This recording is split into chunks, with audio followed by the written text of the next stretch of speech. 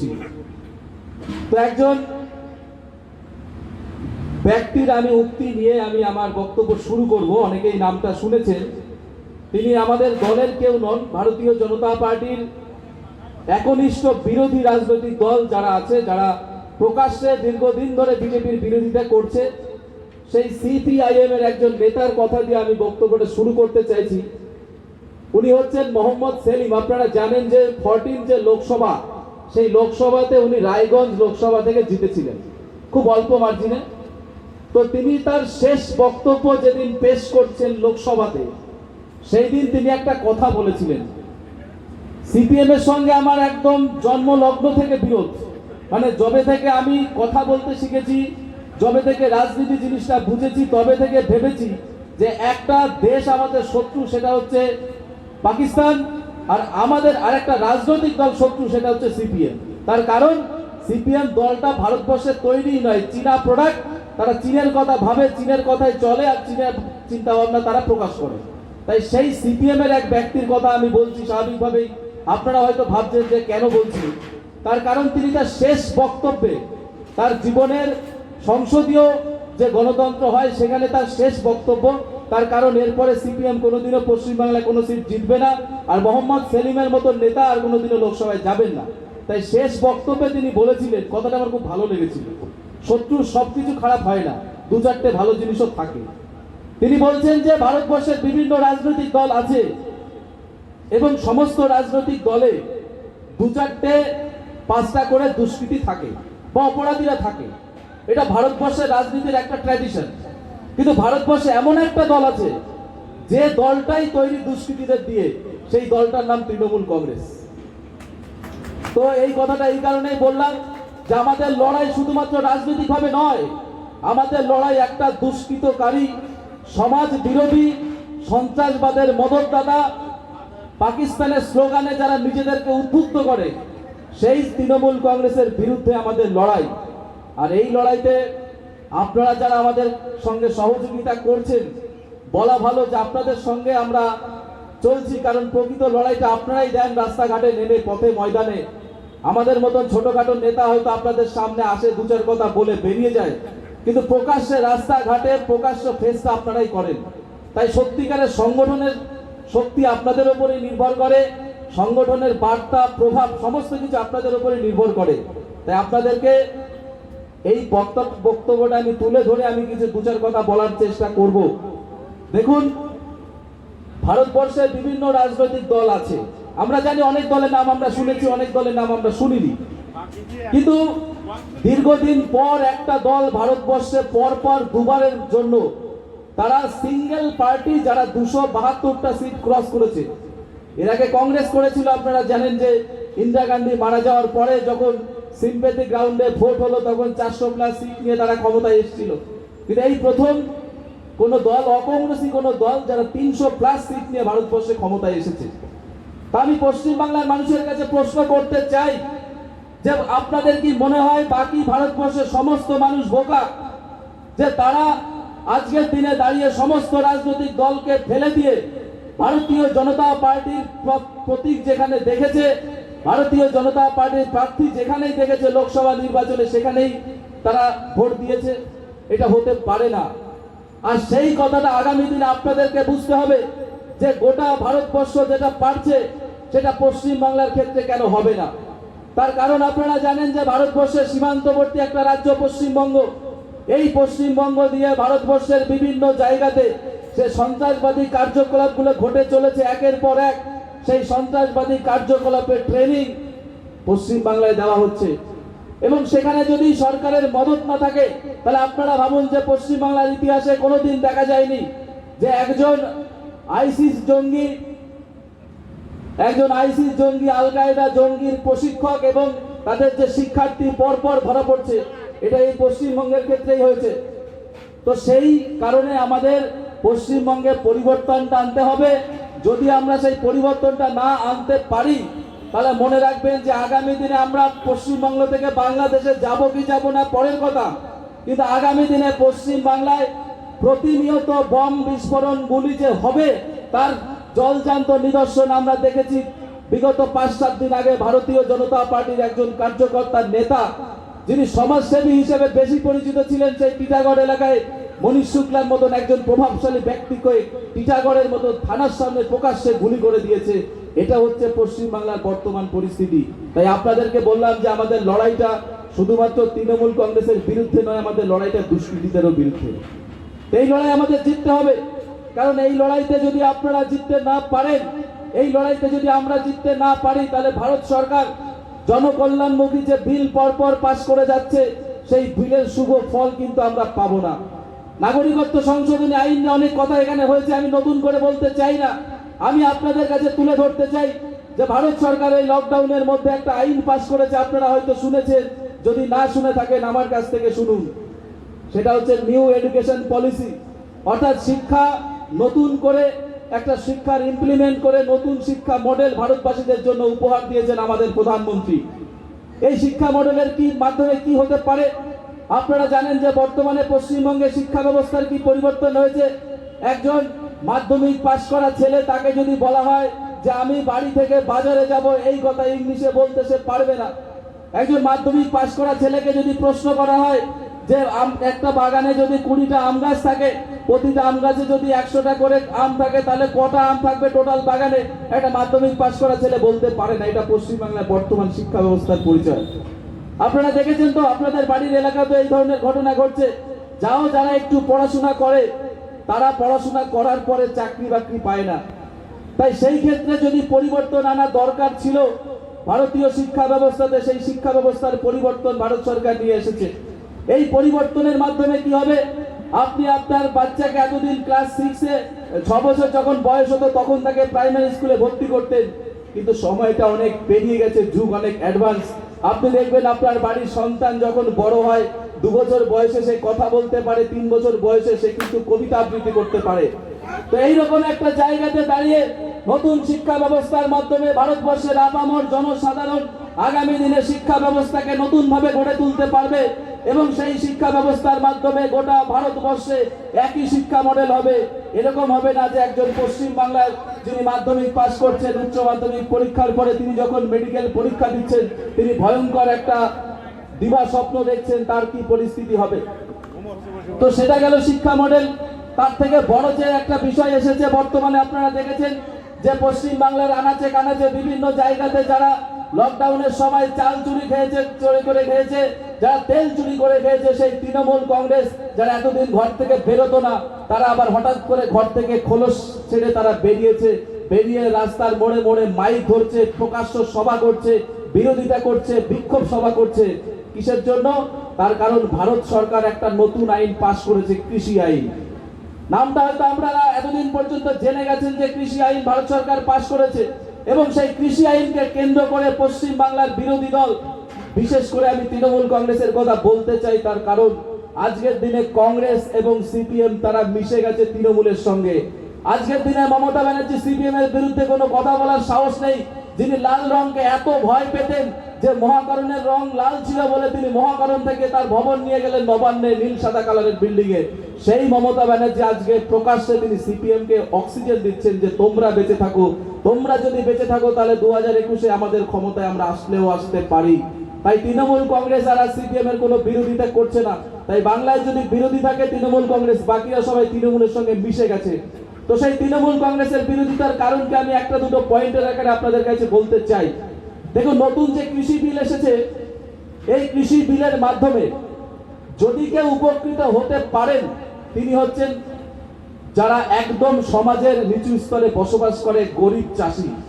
কারণ এই গরিব চাষি এতদিন পর্যন্ত তার নিজের 1 বিঘা 2 বিঘা 3 বিঘা জমি চাষ করে তিনি যে পরিমাণ টাকা উপার্জন করতে পারতেন, তাতে করে শুধুমাত্র তিনি বিকাল বেলায় বাজারের ব্যাগ বোঝাই করে বাজারই করতে পারতেন। তার পক্ষে সম্ভব হতো না একটা পাকা বাড়ি দেওয়া, তার পক্ষে সম্ভব হতো না তার একমাত্র মেয়েকে ভালো জায়গায় পাত্রস্থ করার মতো উপযুক্ত পয়সা খরচ করা, বা তার একমাত্র সন্তানকে মেডিকেল বা ইঞ্জিনিয়ারিং এ পড়ানোর মতন টাকা তার পক্ষে ইনকাম করা সম্ভব হতো না। কিন্তু এই বিলের মাধ্যমে কি হতে চলেছে?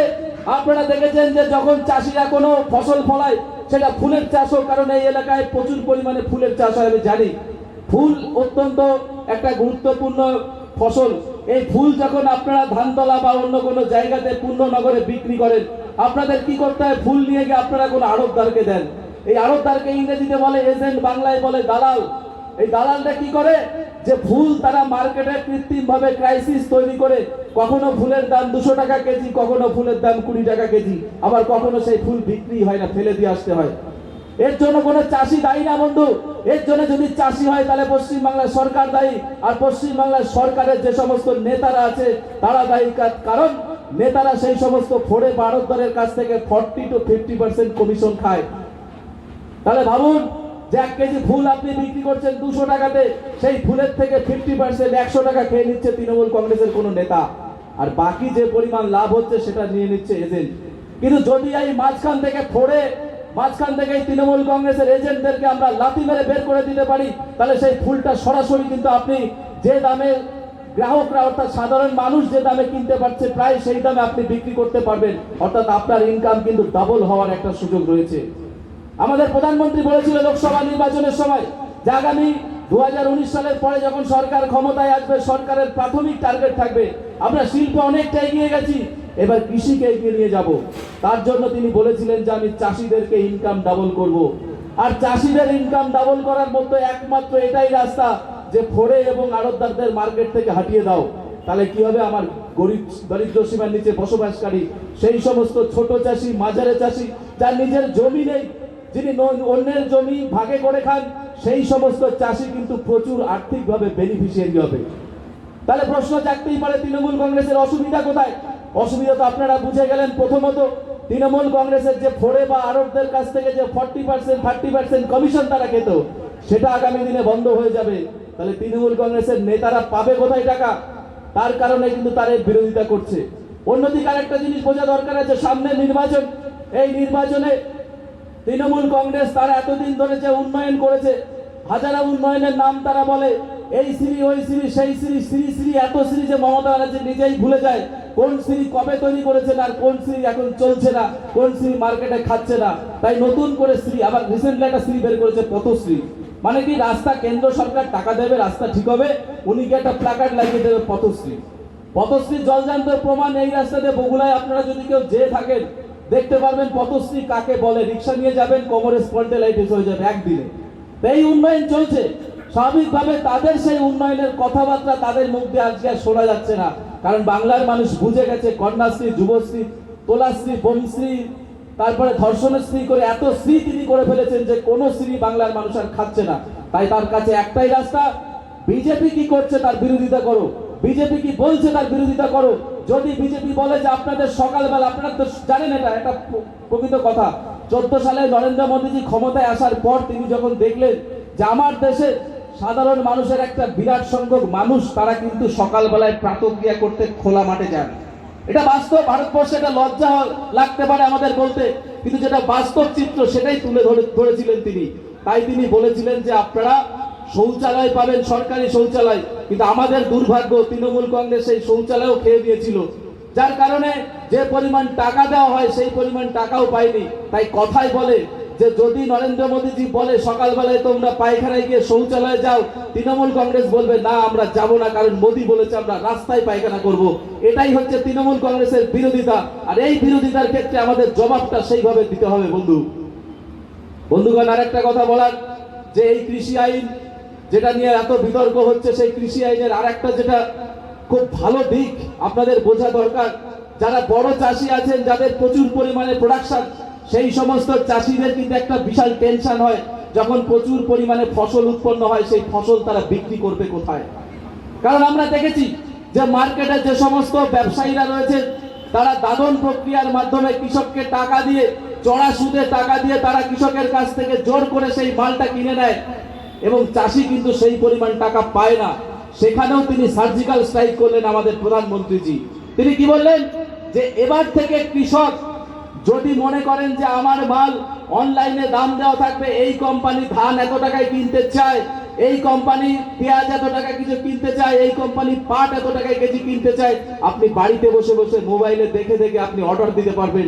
যেভাবে আপনারা অ্যামাজন, ফ্লিপকার্টে ক্যাশ অন ডেলিভারিতে আপনারা মাল কেনেন, একই রকম ভাবে অর্ডার দিতে পারবেন। কোম্পানি আপনার বাড়িতে এসে সম্পূর্ণ ফসল তারা প্যাকেটিং করে কোনো ট্রাভেল খরচ দিতে হবে না, তারা সেই টাকায় আপনার বাড়ি থেকে নিয়ে যাবে, আপনার কোনো কষ্ট নেই, মাঝখানে থোড়েরা উদাও হয়ে যাবে। তাহলে ভাবুন যে কতটা বেনিফিশিয়ারি হতে পারে এই আইন। তাই এই আইনের বিরোধিতা করছেন মমতা ব্যানার্জি।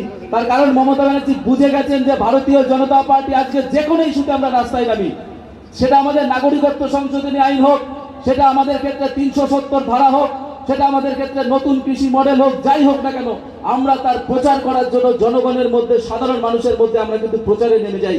তাই তারা ভেবেছে ভারতীয় জনতা পার্টি যদি এই কৃষি আইনটা প্রতিটা কৃষকের কাছে আমরা পৌঁছে দিই, তাহলে আগামী যে নির্বাচন আসতে চলেছে সেই নির্বাচনে তারা যতই ছক্কসুক যে তারা বুথ রিগিং করবে, ছাপ্পা ভোট পাবে, তারা কোনো কৃষির ভোট পাবে না। আর 70% কৃষি আছে, কৃষক আছে এই ভারতবর্ষে, এই পশ্চিম বাংলাতে। তাহলে সেই 70% কৃষক যদি তৃণমূল কংগ্রেসকে ছেড়ে বিজেপিকে ভোট দেয়, কি পরিস্থিতি হতে পারে ভাবতে পেরেছেন একবারও? তৃণমূল কংগ্রেস এখন তাদের সিট কত? 213। ভারতীয় জনতা পার্টি এই বিলের উপরে ভিত্তি করে, মনে রাখবেন, ভারতীয় জনতা পার্টি এই বিলের উপরে ভিত্তি করে মিনিমাম 230টি বিধানসভার সিট জিতবে বন্ধু। তাই এই বিলের জন্য একবার হাততালি নিশ্চয় দিতে হবে আপনাদের। অন্যদিকে তৃণমূল কংগ্রেস নিয়ে কি বলবো বলুন? তৃণমূল কংগ্রেস নিয়ে আমি যাই বলি না কেন কম বলা হবে। আপনারা বেশি জানেন বলেই এই পঞ্চায়েত থেকে বিপুল সংখ্যক ভোট আমাদের লোকসভার প্রার্থী জগন্নাথ সরকারকে দিয়েছিলেন। সন্ত্রাস কবলিত এলাকা আমি জানি, এখানে এক তৃণমূলের বড় নেতা থাকেন যিনি জোর করে পঞ্চায়েত ভোট করিয়েছেন, যিনি জোর করে ভেবেছিলেন লোকসভা নির্বাচন ভোট করবেন, কিন্তু তিনি যখন সিআরপিএফ প্যারামিলিটারি আর্মি দেখলেন যে প্রতিটা বুথে দেওয়া হয়েছে, তিনি ভয়ে কিন্তু চুপ করে গেছেন। তাই আমি সেই সমস্ত নেতাদেরকেও বলতে চাই যে 2021 সালে নির্বাচন হবে রাষ্ট্রপতি শাসনের মাধ্যমে। গতকালকে আমাদের স্বরাষ্ট্রমন্ত্রী পরিষ্কার বলে দিয়েছেন। ইতিমধ্যে আমাদের মধ্যে উপস্থিত হচ্ছেন ভারতীয় জনতা কিষাণ মোর্চার রাজ্য সভাপতি শ্রদ্ধেয় মহাদেব সরকার মহাশয়। আমরা মহাদেব বাবুকে সাদর সম্ভাষণ জানাই এবং স্বাগতম জানাই। যে কথাটা বলছিলাম যে আজকের দিনে দাঁড়িয়ে ভারতীয় জনতা পার্টি আপনাদের কাছে বিভিন্ন রকম আইন যখন কেন্দ্র পাশ করছে, আমরা বারে বারে আপনাদের কাছে এসেছি, কিন্তু একটা কথা মনে রাখা দরকার, বেশ কিছুদিন আগে ভারতীয় জনতা যুব মোর্চা আপনাদের জন্য, আপনার বাড়ির সন্তানের জন্য, আপনার এলাকার বেকার যারা মেধাবান ট্যালেন্টেড ছেলে, যারা দীর্ঘদিন ধরে পড়াশোনা করে যারা চাকরি পায়নি, সেই সমস্ত ছেলেদেরকে সঠিক নিয়োগ প্রক্রিয়ার মাধ্যমে চাকরি করার জন্য আমরা একটা আন্দোলন নিয়েছিলাম যুব মোর্চার পক্ষ থেকে। আমরা কি বলেছিলাম যে আমাদের বেকার, তো আমি একজন যুব মোর্চার কার্যকর্তা, তো যে কথাটা বলছিলাম যে আমরা রাজনৈতিক এজেন্ডা আমাদের কাছে বহু আছে, যে রাজনৈতিক এজেন্ডার মাধ্যমে 2021 সালে তৃণমূল কংগ্রেসের যে ভরাডুবি হবে, সেই ভরাডুবি আমরা আরো বেশি ভরাডুবি করতে পারি। কিন্তু তার মধ্যেও বারে বারে আপনারা জানেন ভারতীয় জনতা যুব মোর্চা সেই সমস্ত বিষয়ের উপরে আন্দোলন রূপরেখাগুলো তৈরি করে, যে আন্দোলন রূপরেখা অন্য রাজনৈতিক দল কোনোদিনও সাহস পায় না। তো সেই রকমই একটা আন্দোলন আমরা নিয়েছিলাম যে 2011 সালে পরিবর্তনের সরকার আসার পরে যেভাবে SSC public service commission, SSC public WBCS থেকে শুরু করে সমস্ত সরকারি নিয়োগ প্রক্রিয়া বন্ধ, এবং দীর্ঘদিন ধরে পশ্চিমবঙ্গে যে 55,000 কলকারখানা ছিল, সেই কলকারখানার একটাও গেট যে খোলেনি, তার বিরুদ্ধে ভারতীয় জনতা যুব মোর্চা বলেছিল মুখ্যমন্ত্রীর যে দপ্তর, সেই নবান্ন আমরা ঘেরাও করব। এই নবান্ন ঘেরাও করে বাংলার মানুষকে আমরা জানিয়ে দিতে চাই যে বাংলার বেকারত্বের যে জ্বালার কারণে দিকে দিকে বিভিন্ন জায়গাতে আমাদের বেকাররা আত্মহত্যা করছে, তাদের পাশে সবসময় ভারতীয় জনতা যুব মোর্চা ছিল। কিন্তু আমরা কি দেখেছি, যখন দেখলাম যে পশ্চিম বাংলার বিভিন্ন জায়গাতে ভারতীয় জনতা যুব মোর্চা একের পর এক কার্যক্রমের মাধ্যমে এই কার্যক্রমটা সফলতার সঙ্গে শেষ করতে যাবে, সেই সময় হঠাৎ করে রাত্রেবেলা মমতা ব্যানার্জি বললেন 2 দিন স্যানিটাইজ করার জন্য নবান্ন বন্ধ থাকবে।